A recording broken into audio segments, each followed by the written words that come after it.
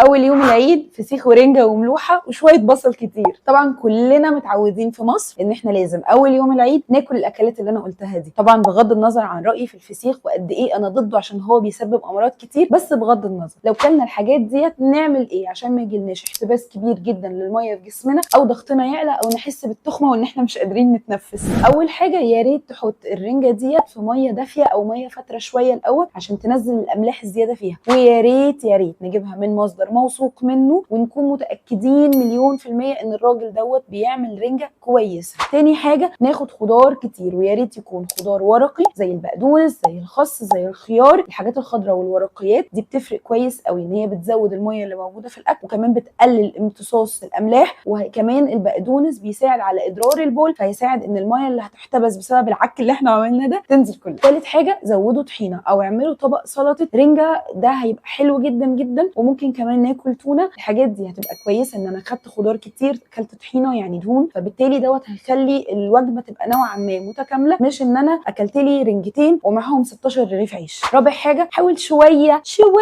تقنن العيش، يعني مش لازم يبقى الكيس جنبنا قد كده وكيس البصل قد كده وقدامي وليمه رنجه. وعلى فكره انا كنت بعمل كده زمان بس فعلا كان بيأذيني جدا، فبقيت بقنن، باكل وبتبسط بس بقنن، وهو ده اللي انا طالباه منكم. واخيرا زي ما بقول لكم في كل فيديو اشربوا ميه كتير. شرب الميه الكتير ده هيساعدكم ان ما يحصلش احتباس كبير للميه، وبالتالي هيساعدكم انكم تتعافوا بسرعه من اللي حصل. اشربوا المشروب السحري اللي هقوله لكم في الكابشن عشان هيفرق معاكم جدا جدا في ادرار البول، وبالتالي هيساعدكم انكم تتخلصوا من الميه المحتبسه. وزي ما بقول لكم كل مره بيت السعاده بيقول لكم كلوا واتبسطوا وما تحرموش نفسكم، بس قننوا. ولو مش عارفين تظبطوا وزنكم او مش عارفين تعملوا ايه صح، يبقى الاكونت ده هو اللي هيفيدكم. تعملوا لي فولو واكتبوا لي في الكومنتات اي سؤال عندكم وان شاء الله هجاوبكم عليه.